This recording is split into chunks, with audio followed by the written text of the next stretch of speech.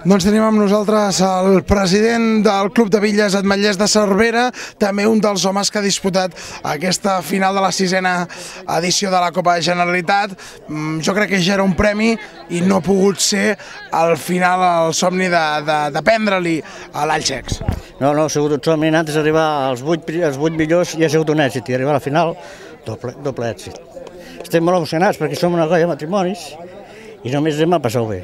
I això ha sigut un èxit per nosaltres.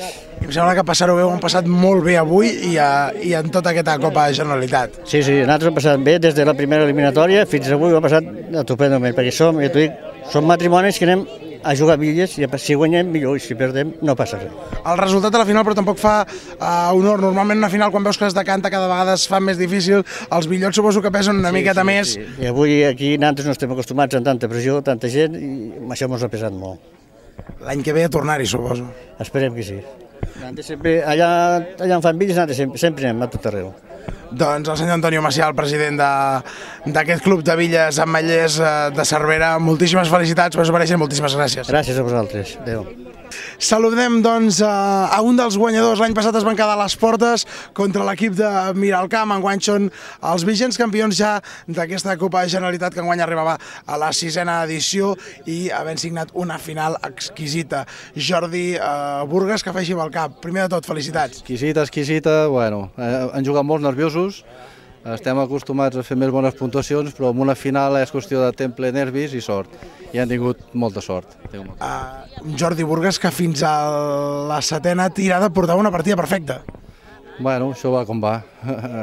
M'ha sortit quasi perfecte, un 86, però el que és qüestió és l'equip.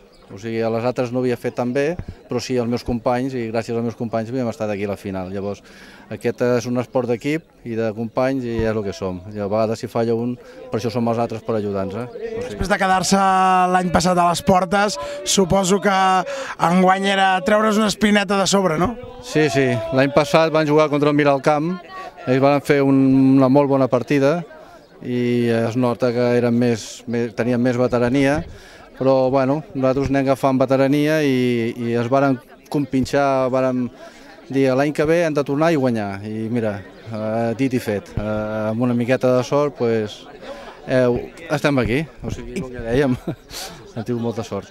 I què us dieu ara, l'any que ve reeditar-la? Home, que després de la primera pot venir la segona, la tercera i endavant. Estem dient que som capaços de fer-ho tot amb una miqueta de sort i bon rotllo i és el que tenim. Doncs Jordi Burgas, moltes felicitats i molta sort també a partir d'ara. Molt bé, moltes gràcies. Moltes gràcies. Doncs estem amb la delegada de la Generalitat de Catalunya per l'esport aquí a les Terres de Lleida, la senyoreta Núria Ramon, que ha presenciat aquesta final a 8 de la Copa Generalitat de Villes. Suposo que sempre contents que es pugui celebrar un esdeveniment així a casa vostra. Oh, i tant, només faltaria. I tots sabeu la tradició que té les Villes catalanes a la nostra demarcació de Lleida, amb moltíssims clubs, potser tenim el 50% dels clubs de tota Catalunya, i la veritat és que també celebrar-ho aquí, en un municipi que també té la seva tradició amb el tema de les Villes, és un gran plaer.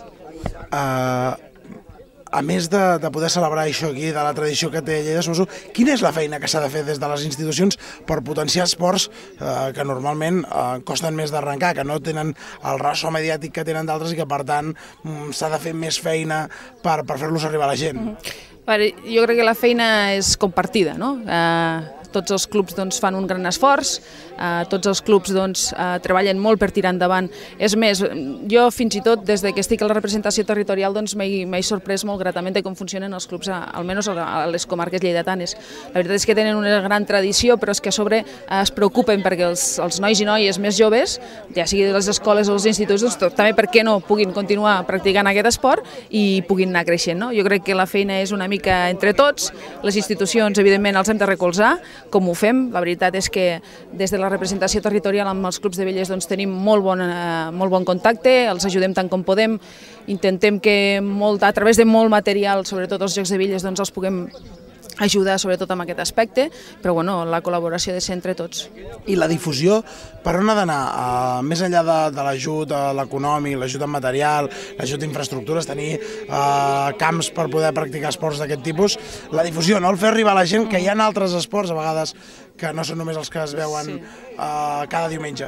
Bueno, quan ja ho tens tot, el que acabes tu de comentar, infraestructura, camps i tot, doncs bueno, també és molt important que la gent ho conegui. Jo crec que la feina des dels clubs, aquesta feina que tu demanes de difusió i de mitjans de comunicació, jo crec que la fan, perquè de veritat nosaltres a la premsa lleidatana doncs, també se'n fa difusió a través de, potser no el mateix, no podem comparar, no? Jo crec que les comparacions sempre són odioses, és a dir, esports són molt més mediàtics que d'altres, però té el seu raconet també. Jo crec que les villes catalanes a Lleida tenen el seu raconet amb mitjans de comunicació i amb difusió.